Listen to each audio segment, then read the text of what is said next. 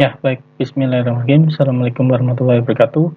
Pertemuan hari ini adalah rangkuman ya dari pertemuan 3 dan 4. Jadi akan saya rangkum, saya jadikan dalam satu video ya. Baik, yang pertama ini tentang pemrograman mobile Android.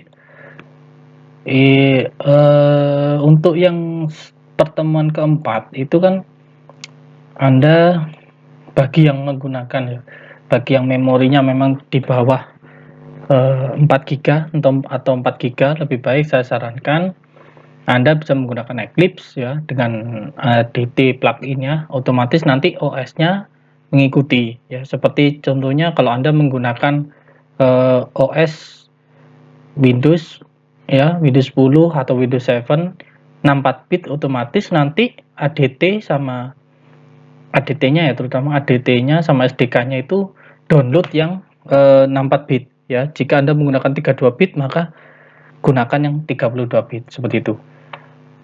Ya, ini untuk pertemuan keempat. Jadi settingnya ini contohnya, ini punya saya 64 bit ya.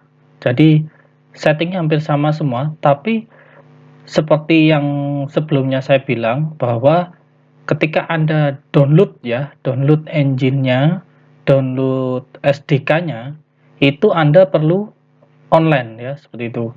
Ketika Anda sudah, nanti baru Anda bisa setting-setting seperti ini. Anda bisa create project, kemudian Anda bisa running ya aplikasinya tersebut. Ini untuk create AVD. Yang pertama ya, ini Anda harus terdapat 2 folder ya. Ini Anda perlu download ya ADT bundling ini untuk Windows sama Eclipse-nya sekalian, Eclipse Juno kalau saran saya. Kemudian jika sudah masuk ke ini di Eclipse-nya ya, di Eclipse-nya Anda akan keluar SDK sama Android Device Manager. Ya, jika SDK ini seperti yang kalau Anda sudah download mandiri ya atau download offline, maka Anda silakan browse ya, browse atau cari path yang SDK-nya tadi. Kemudian jika online ya, maka Anda tinggal klik di sini Android SDK Manager ya. Nanti dia akan dan pilih ya, centang atau pilih bisa yang Eclair atau yang Ginger seperti itu. Kemudian jangan lupa nanti create ini Android Virtual Device ya. Ini gunanya adalah untuk menjalankan emulator. Pak, apakah bisa jika tidak menggunakan AVD?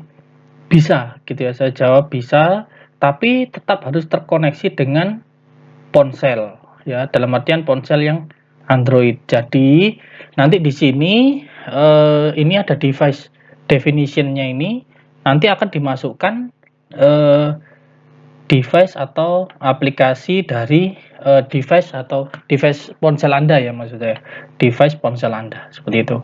Nanti dipilih di situ ponselnya yang mana dan otomatis harus terhubung dengan kabel data. Seterusnya sampai nanti aplikasinya itu ditutup ya.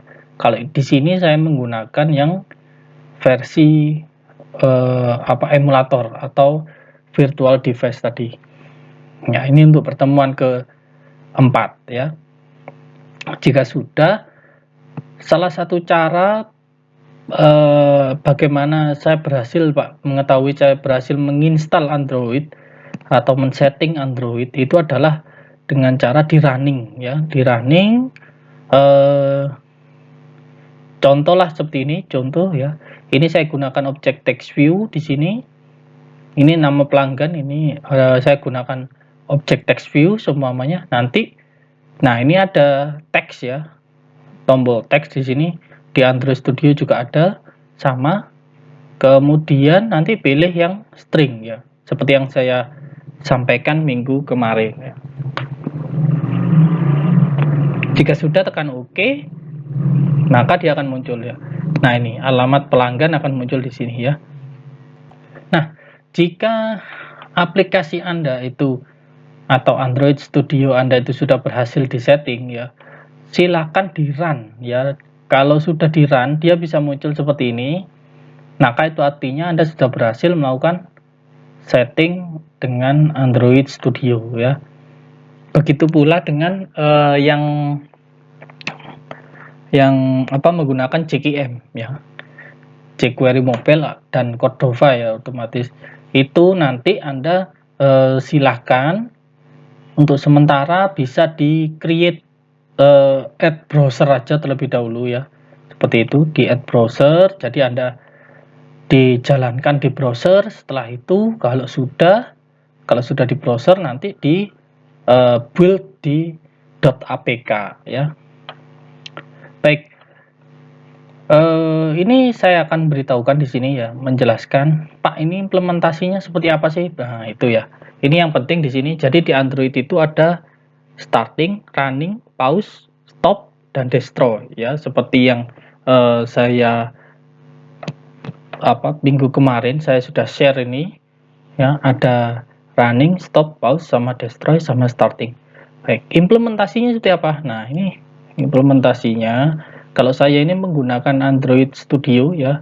Jadi saya masukkan di sini public void on start seperti ini ya. Ini berada di luar ya, di luar dari ini. Kalau secara default biasanya protected void ini ya, ini akan otomatis tercreate ya. Otomatis tercreate, tapi tetap public void on start-nya ini berada di dalam main activity seperti itu ya. Ya. Nah, jangan lupa nanti di dalam on create ini dimasukkan ini ya. Seperti ini code-nya ya, saya masukkan satu-satu sehingga nanti ketika saya jalankan ya, di logcat ya, di logcat di sini ini ada tulisan logcat, ini itu akan muncul ya. Logcat itu kegunaannya adalah untuk ini data-data yang apa saja yang akan dikerjakan ya. Jadi semua aktivitas akan muncul di sana. Nah, ini contohnya. Baik, ini awal mulanya ya, sampai saya buatkan sampai yang on stop. Seperti ini ya. Starting, running, stop, pause, sama destroy. Ya. Resume, destroy, start ya. Ini stop ya. Start ya sampai ke on create. Ya, kalau starting dia on create, start ya, sama resume. Ini ya, 3 ini ya. Kemudian nanti kalau dia sudah running, berada di mode pause, berarti dia on pause seperti itu. Baik, ini akan saya running ya. Kita tunggu dulu, proses running sedang dimulai sama Android Studio-nya. Ya, ini logcat-nya. Baik, ini langsung saya coba tuliskan di sini berlangsung seperti itu ya. Karena ini kata-katanya adalah sehingga nanti dia bisa langsung searching berdasarkan ininya ya. Nah, berlangsung ini tadi. Nanti akan muncul dia berada di state mana ya.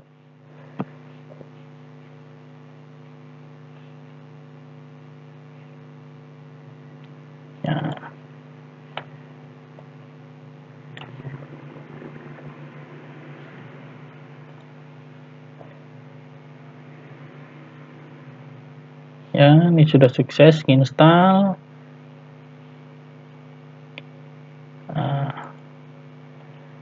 Ini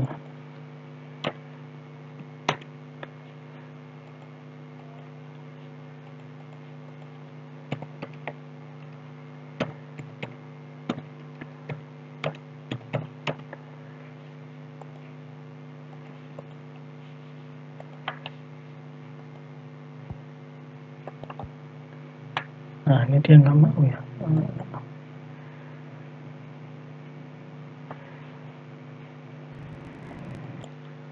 Ya, baik, itu tadi ada kesalahan ya. Ini tadi saya pilih seperti ini ya.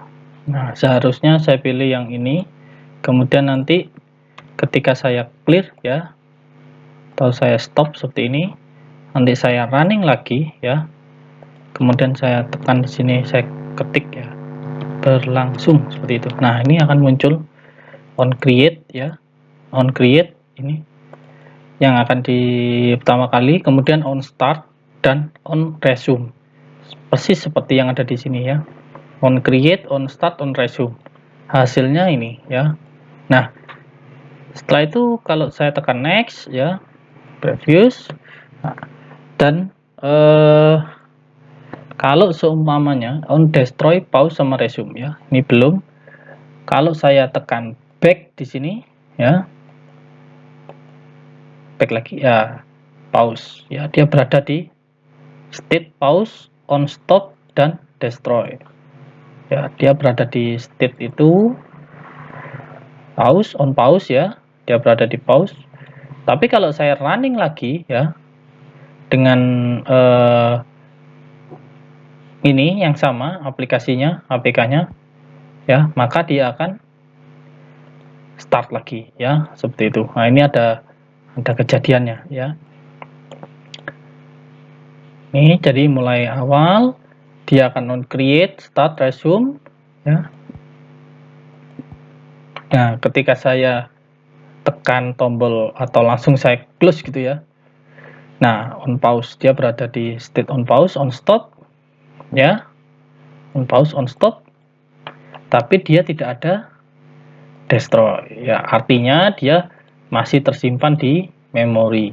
Kalau saya klik lagi di sini ya, dia akan create lagi on restart ya, on start, on resume. Ya, seperti itu. Nah, kalau saya tekan klik lagi di sini, dia akan otomatis masuk ke mode on pause dan on stop. Ya. Kalau saya clearkan di sini ya, sini ya, dikasih clear all ya, on destroy ya, bisa dilihat ya di sini akan muncul on destroy berlangsung. Ketika on destroy, saya coba masukkan lagi ya, APK-nya ini, saya klik lagi, dia akan otomatis create lagi dari awal ya, seperti itu ya. Jadi kalau saya tekan back, dia akan on pause, on stop dan destroy ya. Kemudian kalau dia berada di, saya klik lagi yang tadi, dia akan berada di on resume ini ya. Kalau saya tekan tombol ini tengah ya, artinya saya exit dari aplikasinya ya, dia akan langsung masuk ke mode on pause ya, seperti itu ya. On pause kemudian on stop ya. Kalau saya masuk lagi, dia akan restart, start, on resume ya. Jadi dia tidak perlu masuk ke state yang namanya on create ya. Baik, kalau sudah seperti itu, saya exit di sini ya. Saya gunakan tombol ini ya. Dia akan berada di on pause dan on stop. Ketika saya clear di sini ya, clear all, nah maka dia akan berada di state-nya on destroy. Ya, seperti itu penjelasan dari framework Android ya, alurnya ya. Jadi di sini alur dari framework Androidnya itu kapan, seperti apa sih implementasinya, wujudnya ya, seperti pada video kita hari ini. Itu saja dari saya. Terima kasih, selamat siang. Oh ya, dan kalau Anda ingin pelajari ya beberapa code Android, saya sarankan Anda bisa beli buku ya. Bukunya akan saya fotokan dan akan saya kirimkan ke grup WA. Seperti itu aja ya. Itu aja dari saya. Terima kasih. Selamat siang. Assalamualaikum warahmatullahi wabarakatuh.